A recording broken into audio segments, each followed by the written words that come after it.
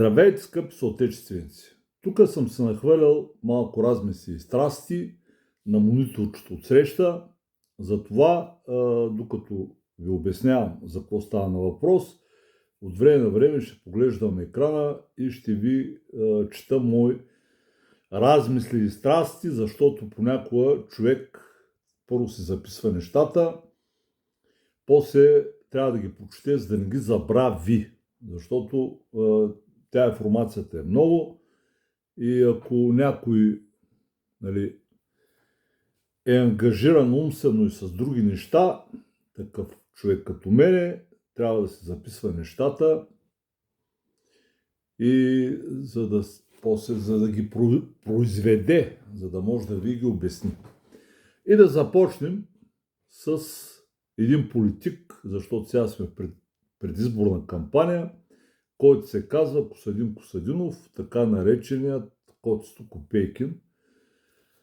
И това е, че този човек е манипулатор и колко е опасно такъв човек да е във властови позиции и да манипулира хората в полза на Москва, КГБ и въобще неговата стратегия е в момента да оплюва други партии и като си мисли, че по този начин ще се издигне, хората ще му повярват и той ще поведе милото ни отечество към големи бъднини, към Москва, към руската шир, към путинския режим и въобще нещата ще бъдат прекрасни. Прекрасни за него. За народа ще бъдат страшни, убийствени и ужасни. Аз казах ли ужасни? Казах го си. Така, слушайте какво съм се нахвърлял тук набързо и вникнете в това, което ви обяснявам. Коцето Копейкин казало по, не знам с коя телевизия, май по Нова, следното. ГЕРБ загубиха повече от 50% от гласовете си. Тези хора нямат политическа визия. Така. Ако някой загуби повече от половината си избиратели и въпреки това, според всички социолози, в момента има 2 пъти повече електорална подкрепа в сравнение с Възраждане, и то без политическа визия, това означава, че общественото доверие към въпросната партийка на Коцето е 4-5 пъти по-малко. Значи общественото доверие на въпросната партийка на Коцето е 4-5 пъти по-малко доверие, отколкото на другите партии. Тук даваме сравнение с ГЕРБ. Може да се предположи каква ще е действителната разлика при изборите, ако ГЕРБ имат политическа визия, и то е.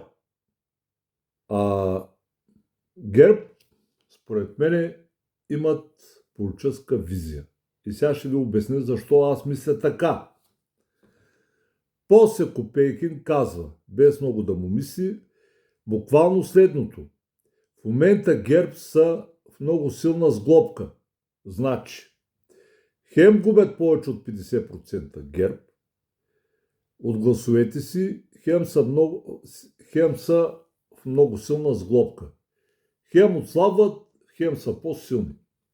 Скъпи съотечественици, този човек ви манипулира, не знам, той предполага, това му е професия да лъжи, защото аз съм го засичал на такива места в районния съд в град Варна 2014 година по едно дело, където го съдиха за някакви карти.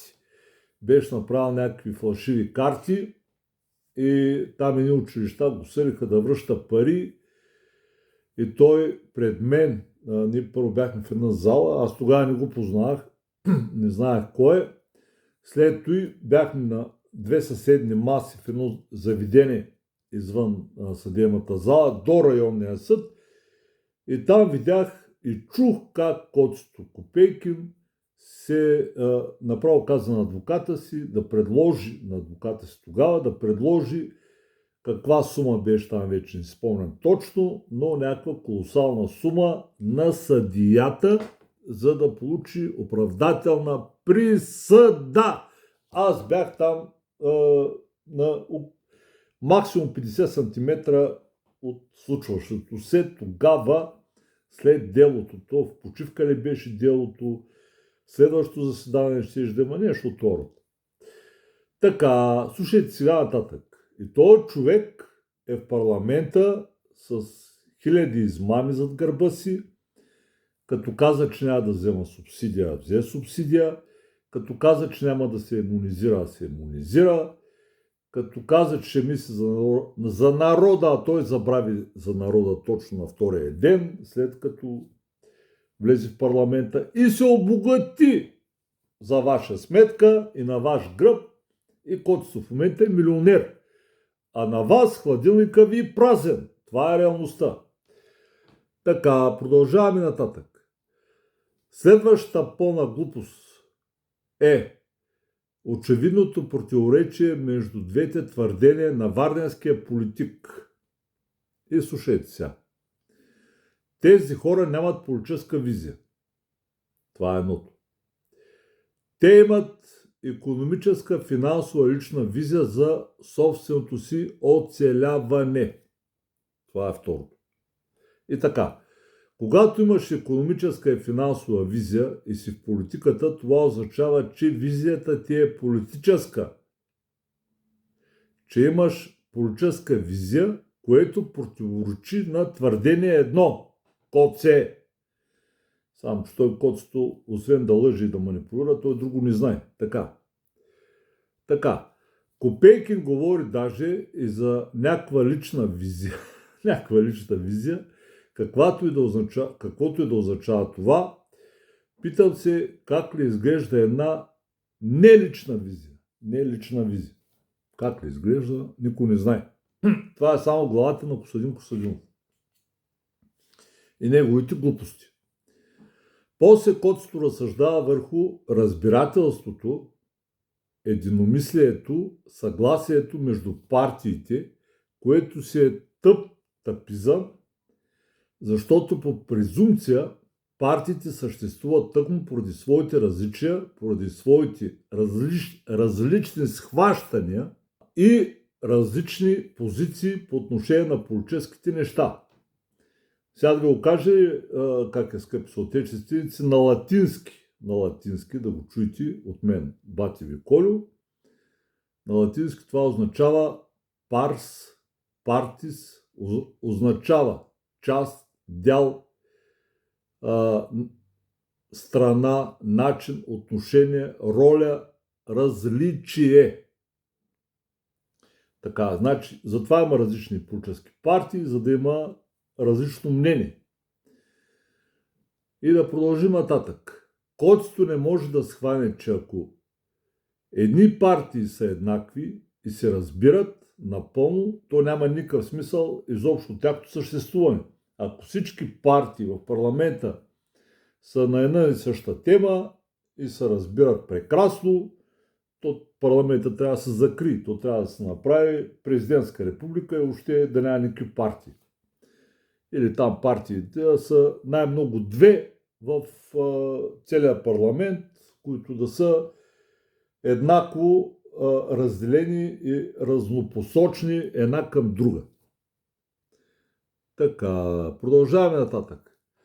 След това Копейкин пак многоглаголства по любимата си тема за референдумите, които според него са панацеята, където щяла да спаси България с неговите референдуми. Той, като Слави Трифонов, референдуми, докато взе 50 милиона от ДПС и спря с референдумите, прибра се на диванчето, яди пи и вика ура и продължава в този дух. А ви, хладилника ви, празен. Нима да сега той не знае, че не мнението на мнозинството от Коньовица и от факултета, което няма как да е вещо по всички важни въпроси, например по атомна енергетика, по пандемия, по финанси и по друго, мнението на компетентните в съответната област специалисти е правилно поле и полезно за обществото. В смисъл, той какво мислят в малцинствените групи и как гласуват и как разсъждават, няма нищо общо с ръководенето на държава и правилно взетите мерки от страна на избраните политици. Така, щял бил да не управлява с референдуми, все едно, че е министър-председател на Швейцария. Който се изкара министър-председател на Швейцария, защото там на всеки 2 месеца, 3 месеца хората правят референдуми, но коце! Хората са първо отдалечени от Москва, второ вярващи в Господ, трето имат морал и четвърто имат златна среда и на пето нямат натиск от КГБ и Путин. Така. Накрая Копейки не съумява да скрие антисемитизма си, нещо очаквано за него, сърцераздирателно проплака, че в Газа били целенасочено взривени детски болници от Израел. Дали това точно е така, да ви кажа, аз не знам, защото не съм бил там, дали са взривени детските болници и храмовите заради това, че Израел просто иска да убие някой, не знаем. Но нищо не каза за арабския радикално-мюсюлмански тероризъм, за палестинските ливански терористични организации Хамас, Хизбола и техните действия. За той Котсто нищо не каза. Знаете ли, скъпи съотечественици, защо Котсто не казва нищо за тия групировки? Защото тия групировки са подкрепени от Русия, от Путин и от цялата БРИКС и цялата ос на злото. Защото Иран е спонсора на Хизбола и на Хамас, а Иран е патерицата на Путин.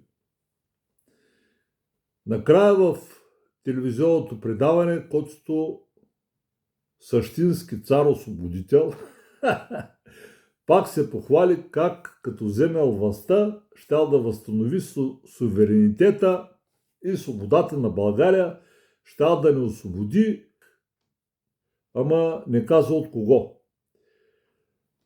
Значи, Котсто е нашия нов спасител, водач и ще ни спаси от робство, иго и въобще ще разкъса оковите и ще настъпи свобода.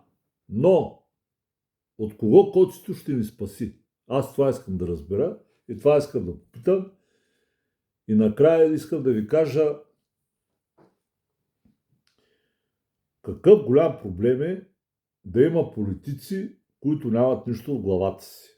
В главите си. Такъв е Костадин Костадинов. Такива са и както той го нарича Понци Михайлов, нали? Той не го казвам аз. Това го казва Костадин Костадинов за Евелин Михайлов. Понци Михайлов. Значи единия се има за освободител, другия се има за цар на българите, а де-факто и двамата работят за Москва, за КГБ и за Путин. И така, скъпи съотечественици, нещата са страшни. Хората, които искат да ви зомбират и да ви вкарат в шеста глуха, да ви върнат към мракобесието, глада и мизерията, са партиите от статуквото БСП, ДПС, ВМРО в миналото Възраждане, сегашното величие и тъна. И тъна да не забравим. Славчо с 50 милиона в джоба, който много добре се облагодетелства от вашата наивност. А за сега, скъпи съотечественици, вярвайте на мен, вярвайте на БНС на Боян Расате, гласувайте с бюлетина номер 14, защото аз съм единствената алтернатива за вас, обикновените хора.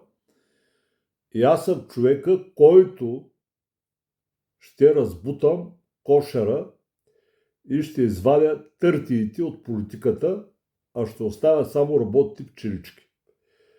И като казах, че ще се случват промени, искам да кажа още нещо, което е много важно. Много хора лежат по затворите в България за този, дето духа. Много хора са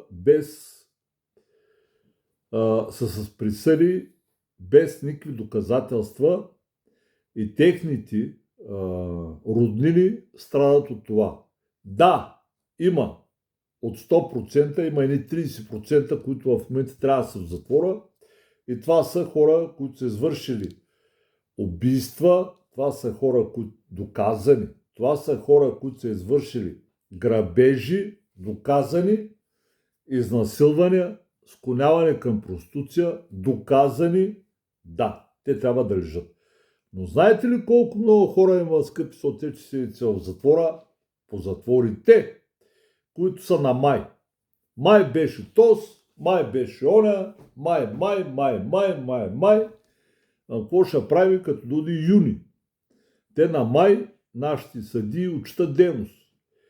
И като видят някой такъв по-неграмотен и по-стреснат и оплашен, и се го товарят и учитат дейност, и съдебната система прибира едни пари от Европейския съюз и казва: ето ние работим, вършим работа, всичко наред. Пък че колцето обра държавата, прибра милиони, построи си палати, кара нови коли и сега си прави яхтено пристанище, за него няма дори досъдебно производство. А той трябва да бъде първият човек, който трябва да бъде разследван. След което с съответните доказателства и осъден. Както и много депутати от Възраждане, които са покрай него, които се занимават с престъпна дейност, с източване на банкоматни карти, с скриминг устройства. Аз имам такива данни за един негов депутат, Златан Златанов, за едни други измамници, шарлатани в неговото обкръжение депутати, които са в имотната мафия. Въобще нещата са страшни. Но, за да ги разберете, преди това се абонирайте за всички YouTube канали на Колю Китаеца и ще бъдете информирани и ще знаете правилно за кого да гласувате и за кого да не гласувате на предстоящите избори. За сега Ровар от Свободна Франция, с вас беше вашия земен човек от народа Колю Китаец.